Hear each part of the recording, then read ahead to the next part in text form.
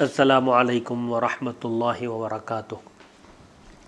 جامعہ انواریہ Hyderabad India اور باب العلم انواریہ ایجوکیشنل سوسائٹی کے زیر اہتمام تفسیر مظہری جلد 5 کا سلسلہ وار درس جاری ہے۔ اصل تفسیر ہے حضرت علامہ قاضی محمد ثناء اللہ عثمانی مجددی پانی پتی رحمۃ اللہ علیہ اس تفسیر کے مؤلف ہیں، اور متن کا ترجمہ یعنی قرآنی آیات کا ترجمہ اس جلد میں پیش کیا گیا ہے ضیاء الامت حضرت پیر محمد کرم شاہ اظہری رحمۃ اللہ علیہ کی تفسیر ضیاء القرآن سے، اور اصل متن کا ترجمہ انجام دیا ہے مترجمین ہیں اس تفسیر کے استاد مولانا ملک محمد بستان، مولانا سید محمد اقبال شاہ، مولانا محمد انوار مگھالوی۔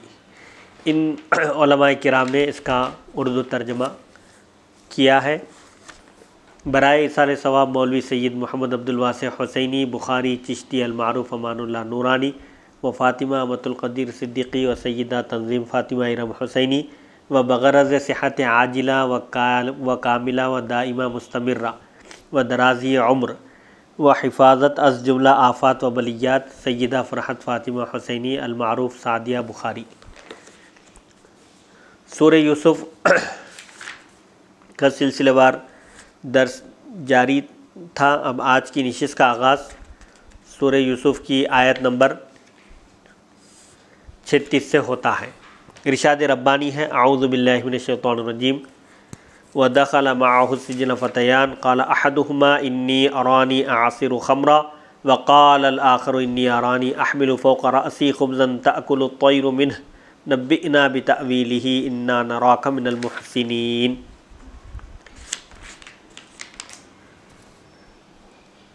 ترجمہ ہے، اور داخل ہوئے آپ کے ساتھ ہی قید خانے میں 2 نوجوان، ان میں سے ایک نے آ کر کہا کہ میں نے خواب میں اپنے آپ کو دیکھا ہے کہ میں شراب نچوڑ رہا ہوں، اور دوسرے نے کہا میں نے خواب میں اپنے آپ کو دیکھا کہ میں اٹھائے ہوئے ہوں اپنے سر پر کچھ روٹیاں جو پرندے کھا رہے ہیں اس میں سے، بتائیے ہماری اس کی تعبیر، بے شک ہم دیکھ رہے ہیں آپ کو نیکوکاروں میں سے۔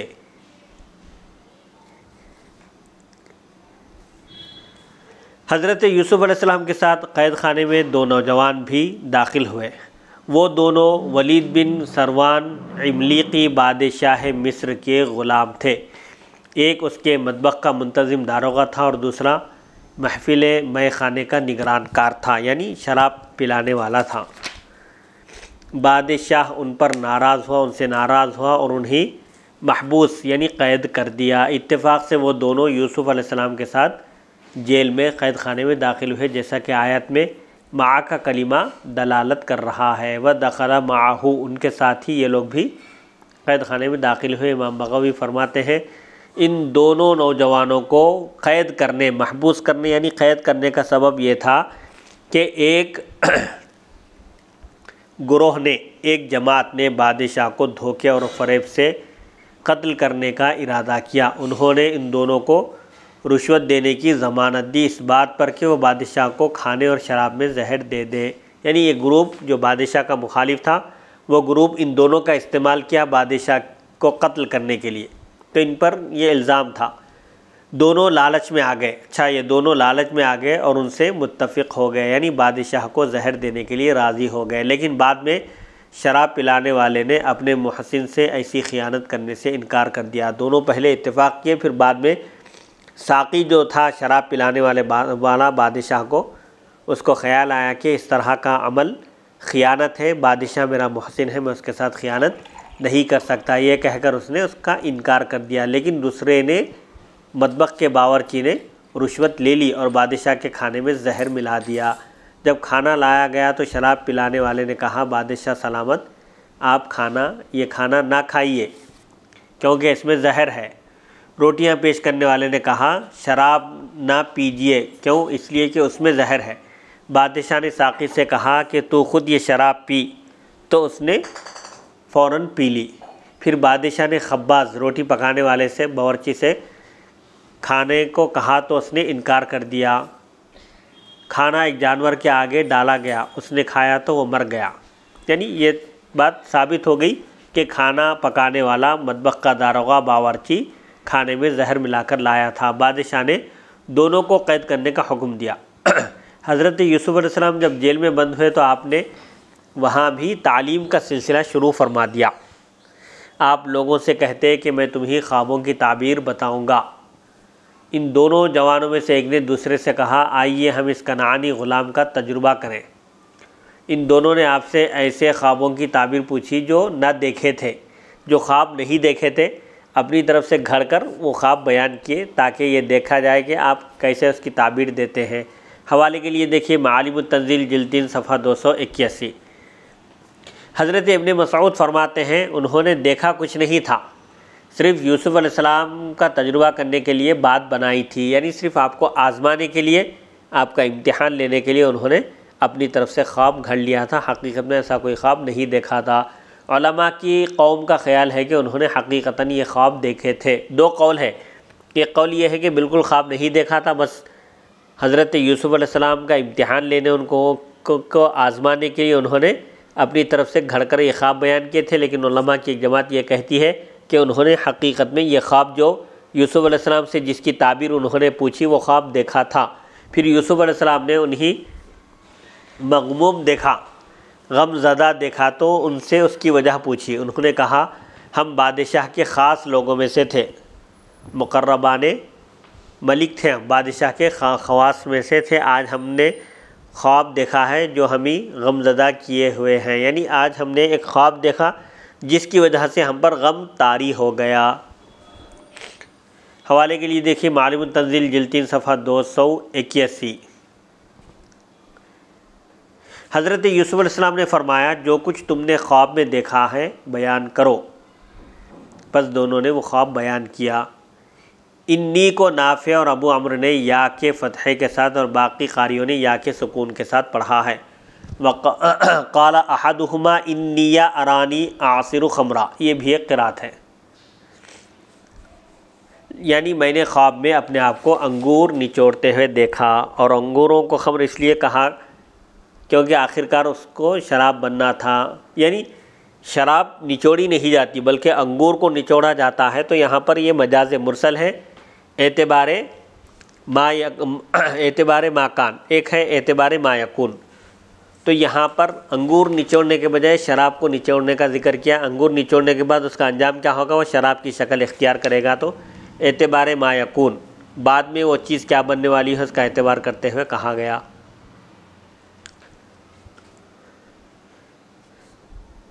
جیسے کہا جاتا ہے فلان یطبخ الاجر، یعنی وہ کچی اینٹوں کو پختہ بنانے کے لیے پکاتا ہے۔ بعض فرماتے ہیں عمان کی لغت میں خمر انگوروں کو کہتے ہیں۔ یہ حالت ماضیہ کی حکایت ہے، یعنی میں دیکھ رہا ہوں بول رہے ہیں یہاں پر، حالانکہ دیکھ چکا بولنا تھا۔ انی ارانی کے بجائے انی ارایتنی، میں نے اپنے آپ کو دیکھا، اس طرح کہنا تھا۔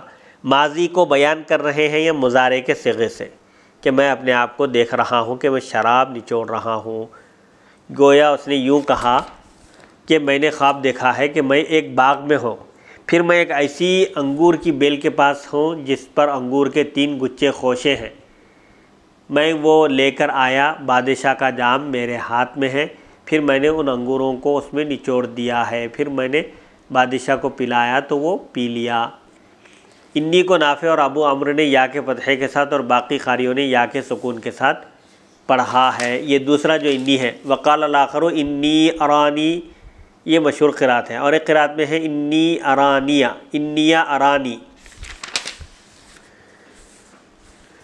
ارانی نافع، ابن کثیر اور ابو عمرو نے یا کے فتحے کے ساتھ ارانیہ، اور باقی قاریوں نے یا کے سکون کے ساتھ پڑھا ہے ارانی، یعنی میں نے خواب میں دیکھا کہ میں اپنے سر پر 3 ٹوکرے اٹھایا ہوا ہوں جن میں روٹی اور رنگ برنگ کے کھانے ہیں، اور پرندے انہیں نوچ کر کھا رہے ہیں، یعنی ہم آپ کو اچھی تعبیر بتانے والوں میں سے دیکھتے ہیں یا تمہیں قیدیوں کے ساتھ حسن سلوک کرنے والوں میں سے دیکھتے ہیں۔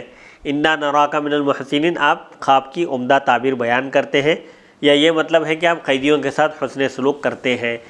ہمیں بھی خوابوں کی تعبیر بتا کر ہم پر احسان کیجیے، اگر آپ تعبیر جانتے ہیں تو ہم پر ازراہ مہربانی ہم کو خوابوں کی تعبیر بیان کیجیے۔ روایت ہے کہ ضحاک بن مزاحم سے انا نراک من المحسنین کے قول کے بارے میں پوچھا گیا کہ آپ کا احسان کیا تھا، انہوں نے آپ کو محسن کیوں کہا، آپ کا احسان کیا تھا جو آپ کو محسن کہا گیا؟ تو انہوں نے فرمایا آپ جیل میں مریضوں یعنی بیماروں کی عیادت کرتے، مزاج پرسی کرتے، ان کی دیکھ بھال کرتے، جب مجلس تنگ ہوتی تو ان کے لیے مجلس میں جگہ بناتے، کھلی کرتے مجلس یعنی کشادہ کرتے، جب انہیں کسی چیز کی احتیاج ہوتی یعنی قیدیوں کو کسی چیز کی ضرورت ہوتی تو آپ وہ فراہم کر دیتے، جمع کر کے ان کو عطا کرتے۔ اس کے ساتھ ساتھ عبادت و ریاضت بھی بڑے شوق و ذوق سے کرتے تھے، ساری رات اپنے پروردگار کی بارگاہ میں ہاتھ باندھے کھڑے رہتے، شب بیداری کیا کرتے۔ قید خانے میں بھی کہا جاتا ہے کہ جب آپ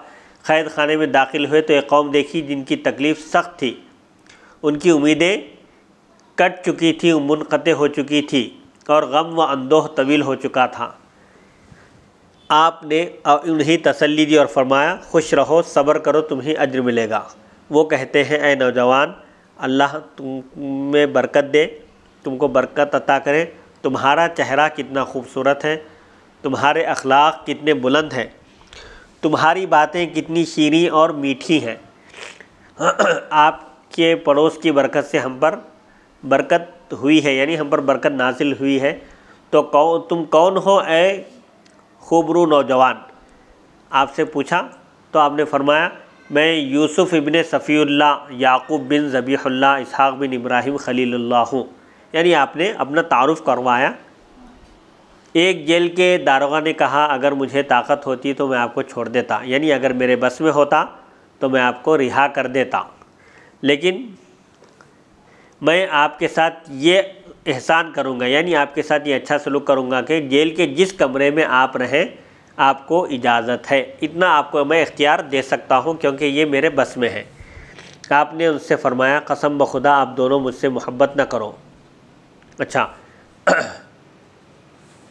روایت ہے کہ ساقی اور خباز، بادشاہ کو شراب فراہم کرنے والا، پلانے والا، اور بادشاہ کے مطبخ میں کھانا پکانے والا، باورچی روٹی بنانے والا، ان دونوں نوجوانوں نے کہا اے یوسف، ہم نے جب سے آپ کو دیکھا ہے آپ سے محبت کرتے ہیں، یعنی ہمارے دل خود بخود آپ کی طرف کھینچے چلے آتے ہیں، آپ کو دیکھتے ہی آپ سے غیر معمولی عقیدت اور محبت ہو گئی۔ تو آپ نے ان سے فرمایا قسم بخدا آپ دونوں مجھ سے محبت نہ کرو، قسم بخدا مجھ سے جس کسی نے محبت کی مگر اس کی محبت کی وجہ سے مجھ پر مصیبت آ پڑی، یعنی آپ نے ان کو آگاہ کیا کہ مجھ سے غیر معمولی عقیدت اور محبت نہ رکھو، کیونکہ جو بھی مجھ سے بے انتہا محبت کرتا ہے اس کی محبت کی وجہ سے مجھ پر مصیبت آ پڑتی ہے۔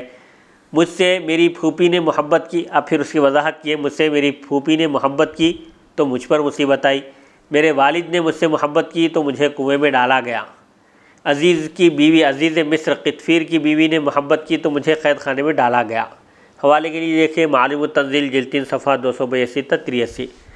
جب ان نوجوانوں نے اپنے خواب بیان کیے تو یوسف علیہ السلام نے ان کی تعبیر بتانے کو پسند نہ کیا، کیونکہ ایک کی تعبیر اچھی نہ تھی، ان دونوں میں سے ایک کی تعبیر بری تھی، پس آپ نے ان کے سوالات کا جواب دینے سے بے رخی اختیار کی، اعراض کیا اور آپ کے معجزے کے اظہار اور توحید کی طرف دعوت میں مشغول ہو گئے۔ ان کے خوابوں کی تعبیر بیان کرنے کے بجائے آپ ان کو توحید کی دعوت دیے، اللہ کی وحدانیت کی طرف ان کو آپ نے بلایا۔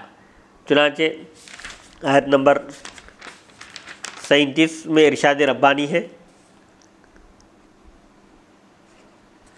اعوذ باللہ من الشیطان الرجیم قال لا یأتیکما طعام ترزقانہ الا نبأتکما بتأویلہ قبل ان یأتیکما ذالکما مما علمنی ربی انی ترکت ملۃ قوم لا یؤمنون باللہ وہم بالآخرۃ ہم کافرون۔ آپ نے فرمایا نہیں آئے گا تمہارے پاس کھانا جو تمہیں کھلایا جاتا ہے مگر میں تمہیں بتا دوں گا اس کی تعبیر اس سے پیشتر کہ کھانا تمہارے پاس آئے، یعنی کھانا تم کو جو دیا جانے والا ہے وہ کون سا کھانا ہے، کھانا قید خانے میں آنے سے پہلے میں تم کو بتا سکتا ہوں۔ یہ ان علموں میں سے ہے جو سکھایا ہے مجھے میرے رب نے، میں نے چھوڑ دیا ہے دین اس قوم کا جو نہیں ایمان لاتے اللہ تعالیٰ پر، نیز وہ آخرت کا انکار کرنے والے ہیں۔ بعض علماء فرماتے ہیں ترزقانی ہی سے مراد وہ کھانا لیا ہے جو نیند میں تمہیں دیا جائے گا۔ فرمایا وہ کھانا تمہارے پاس نہیں آئے گا تو تمہیں نیند میں دیا جاتا ہے، مگر میں تمہیں اس کی تعویل بیداری میں بتاؤں گا، اس کی تعویل تمہارے پاس آنے سے پہلے، یعنی کھانا تمہارے پاس پہنچنے سے پہلے میں اللہ کے بتانے سے، اللہ نے جو مجھ کو علم دیا ہے، عطا کیا ہے، اس کی عطا سے میں یہ بتا سکتا ہوں کہ تم کو کھانے میں کیا غذا، کون سی غذا دی جانے والی ہے۔ بعض علماء فرماتے ہیں اس سے مراد یہ ہے کہ جو کھانا تمہارے گھروں سے آتا ہے اور عالم بیداری میں جاگنے کی حالت میں تمہیں دیا جاتا ہے، یعنی وہ کھانا جو تم کھاتے ہو میں اس کے بارے میں بتا سکتا ہوں، مگر میں اس کی مقدار اور رنگ اور وقت بتاؤں گا تمہارا کھانا آنے سے پہلے، اور جو تم کھانا کھاؤ گے اور جب تم کھاؤ گے سب بتاؤں گا۔ یہ آپ کا معجزہ تھا۔ حضرت عیسیٰ علیہ السلام کے معجزے کی طرح آپ نے بھی فرمایا تھا۔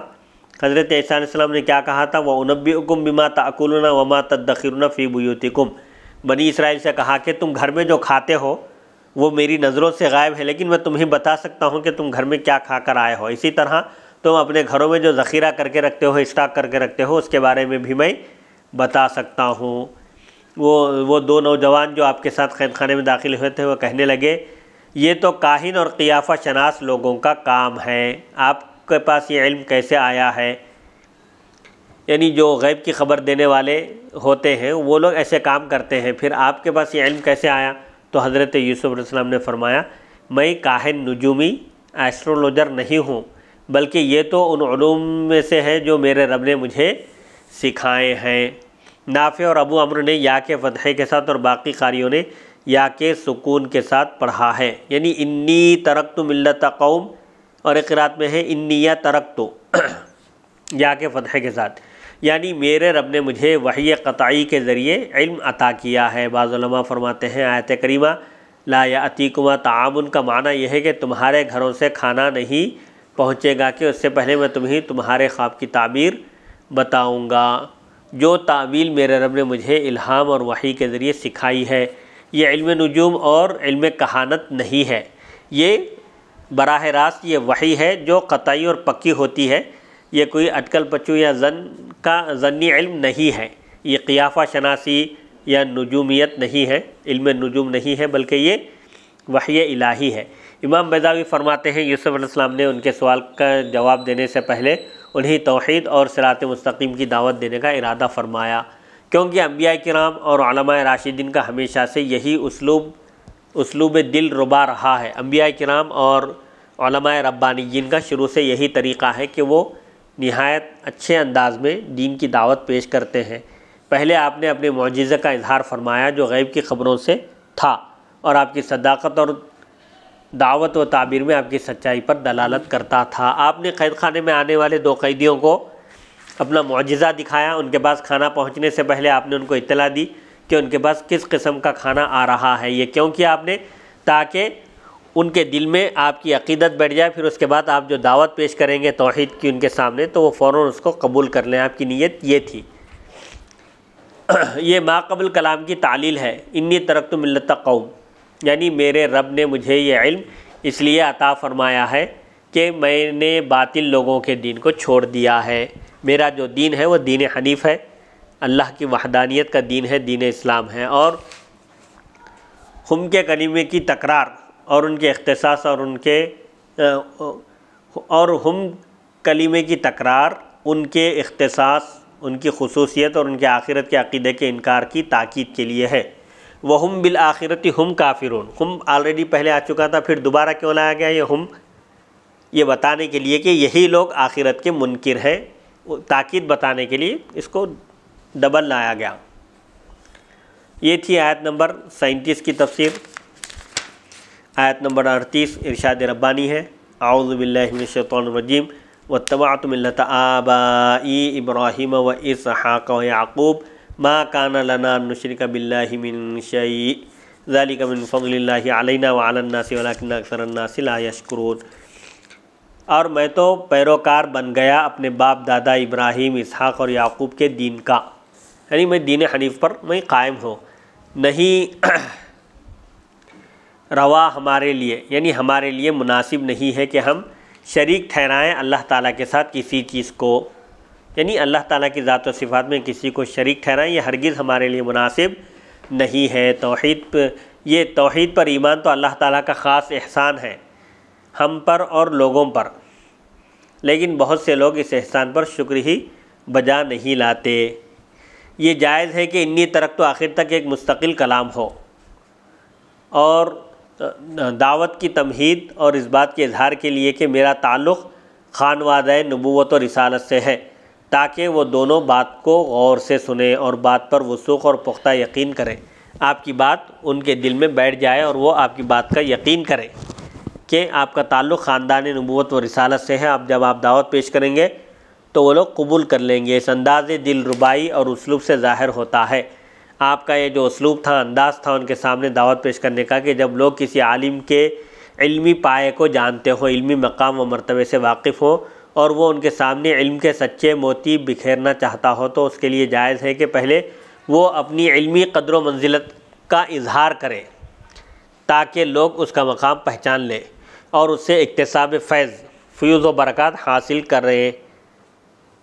یہ خود نمائی اور خود ستائی نہیں ہے۔ اس طرح کرنا، اپنے آپ کو پیش کرنا یا اپنے علوم اور فنون کو پیش کرنا، یہ خود نمائی یا ریاکاری دکھاوا نہیں ہے، اپنے آپ کی تعریف کرنا نہیں ہے، بلکہ اعمال کا دار و مدار نیتوں پر ہے۔ جیسی نیت ہوگی اس کے حساب سے اس کو ثواب یا عقاب ملے گا۔ اور انبیاء کرام کو اس امر کا حکم دیا گیا ہوتا ہے۔ اللہ تعالیٰ نے اپنے محبوب کریم صلی اللہ علیہ وآلہ وسلم سے ارشاد فرمایا، وَأَمَّا بِنِعْمَتِ رَبِّكَ فَحَدِّثْ، اب رہی آپ کے رب کی نعمت تو آپ اس کا چرچا کیجئے، اس کا اظہار کیجئے۔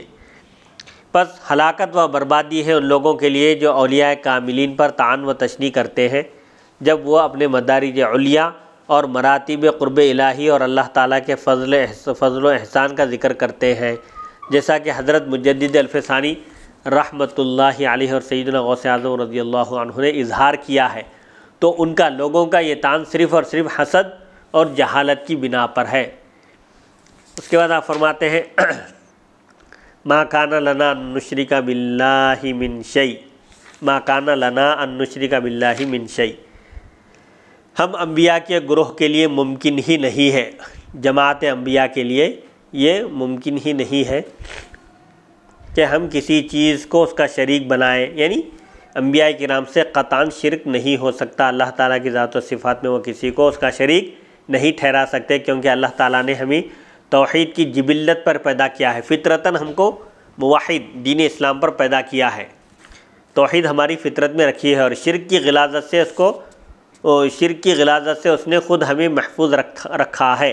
انبیاء کرام اور مرسلین اعظام علیہم السلام کو اللہ تعالیٰ اپنے فضل و کرم سے ہر قسم کے عیب، گناہ صغیرہ اور کبیرہ سے محفوظ رکھتا ہے، ان کی حفاظت فرماتا ہے۔ تو اللہ تعالیٰ خود انبیاء کا محافظ ہے، ان کی عصمت اور ان کے تقوی و پرہیزگاری کا وہی ضامن ہے۔ انبیاء کرام علیہم السلام کو اس نے خود اپنے فضل سے محفوظ رکھا، اور یہ توحید اور علم ہم پر وحی کے ذریعے اللہ کا فضل ہے، اور تمام لوگوں پر بھی یہ اللہ کی مہربانی ہے کہ اس نے ہم کو شرک کی آلودگی سے محفوظ رکھا اور توحید پر ہم کو ثابت قدم رکھا، کیونکہ اس نے ان کی ہدایت اور رہنمائی کے لیے ہمیں مبعوث فرمایا۔ حضرت یوسف فرماتے ہیں، اللہ نے مخلوق کی رشد و ہدایت اور ان کی رہنمائی کے لیے ہم کو بھیجا دنیا میں، اور پھر انہی توحید پر ثابت قدمی بھی عطا فرمائی۔ مگر جن لوگوں کی طرف انبیاء کرام مبعوث کیے گئے وہ اس نعمت توحید پر شکر ادا نہیں کرتے، بلکہ منہ موڑ لیتے ہیں اور اس بندہ نوازی کو سمجھتے ہی نہیں ہیں، یا یہ معنی کہ اس نے ہم پر اور دوسرے لوگوں پر دلائل قائم کر کے اور آیات کے نزول کے ساتھ کرم فرمایا ہے، دلائل کو قائم کیا اور آیات نازل فرما کر کرم کا معاملہ فرمایا، لیکن وہ ان کھلے دلائل میں غور و فکر نہیں کرتے اور ان آیات سے استدلال نہیں کرتے، اللہ کی وحدانیت کی طرف رہنمائی حاصل نہیں کرتے، بلکہ وہ انہی بے فائدہ سمجھتے ہیں ان نشانیوں کو، اس شخص کی مانند جو نعمت کا انکار کرتا ہے اور اس کا شکر نہیں ادا کرتا۔ پھر آپ نے انہی اسلام کی دعوت دی، ان دو قیدیوں کو آپ نے اسلام کی طرف بلایا۔ آیت نمبر 38 کی یہ تفسیر تھی۔ اب آیت نمبر 39 ارشاد ربانی ہے، اعوذ باللہ من الشیطان الرجیم یا صاحبی السجن اارباب متفرقون خیر ام اللہ الواحد القہار۔ اے قید خانے کے میرے دو ساتھیوں رفیقوں، یہ تو بتاؤ کیا بہت سے جدا جدا الگ الگ رب بہتر ہیں یا ایک ہی جو سب پر غالب ہے؟ یعنی جیل میں میرے ساتھ رہنے والوں یا جیل میں میرے ساتھیوں، ان دونوں کو سجن کی طرف مضاف کرنا مجازی ہے، قید خانے کے ساتھی۔ تو قید خانے کی طرف جو نسبت کی گئی ہے یہ مجازن، جیسے کہا جاتا ہے یا سارق اللیلہ، اے رات کے چور، یعنی رات میں چوری کرنے والا۔ کیا متعدد کئی خدا بہتر ہیں جو امکان و عجز کی صفت میں برابر ہیں؟ مخلوق ممکن ہے، آج اس کا وجود ہے، کل نہیں رہے گا، لیکن اللہ تعالیٰ واجب الوجود ہے، ہمیشہ سے ہے، ہمیشہ رہے گا۔ تو یہ متعدد خدا جو مشرکین عرب بتوں کی جو پوجا کرتے تھے، یہ الگ الگ ہیں، عاجز ہیں، بے بس ہیں، اللہ کی قدرت کے سامنے عاجز اور بے بس ہیں۔ خواہ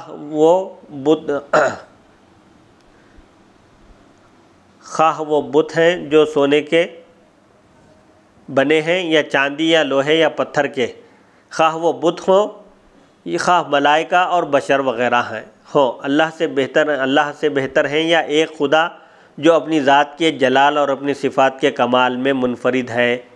کیا اللہ بہتر ہے جو اکیلا یکا و تنہا ہے اور زبردست قدرت والا ہے، یا یہ متفرق معبودان باطل؟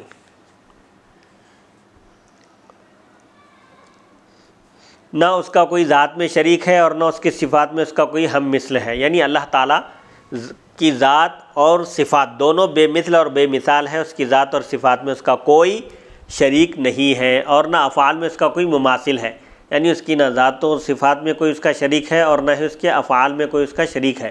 وہ غالب ہے، زبردست طاقت والا ہے، ایسا غالب کہ اس کا کوئی نہ اس کا کوئی ہمسر ہے اور نہ ہی کوئی مقابل، وہ تمام دوسروں سے بہتر ہے۔ اس کے بعد آپ نے بتوں کے بطلان کو بیان فرمایا۔ آیت نمبر 40 انشاءاللہ، آیت نمبر 40 پر اگلی نشست میں روشنی ڈالی جائے گی۔ وصلی اللہ تعالی علی خیر خلقہ سیدنا محمد و آلہ و صحبہ اجمعین والحمد للہ رب العالمین۔